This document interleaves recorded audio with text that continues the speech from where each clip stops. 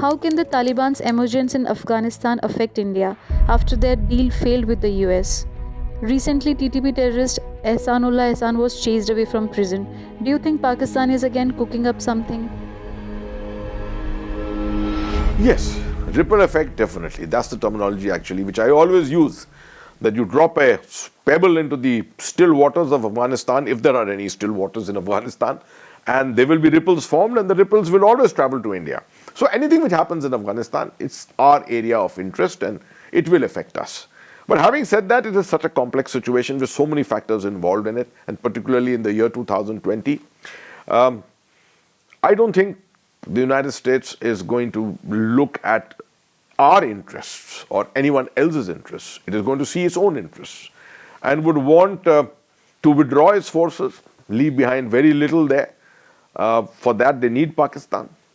They may strike a deal with Taliban, and if that happens, then we will lose out a lot. I'm very certain that the government of India has already got its options in place and worked out its options, and looking for potential changes of situation and how it will be handled, what kind of a manner in which they will approach the Taliban if it comes at all to power, and power sharing, or what kind of a way that will happen. With all this happening there, Pakistan is going to be very deeply involved in Afghanistan for the better part of this year. And our experience shows that when Pakistan is deeply involved in Afghanistan, it generally tends to treat Jammu and Kashmir with a less focus.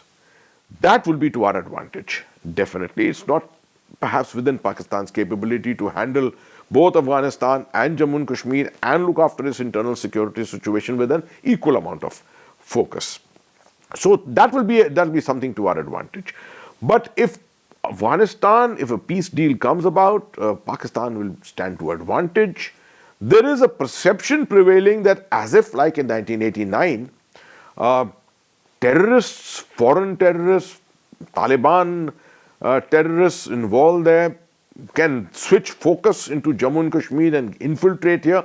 I don't think that is entirely right. I think the Indian security capability, overall capability of what existed in 89 and what exists in 2020 is poles apart. Complete change.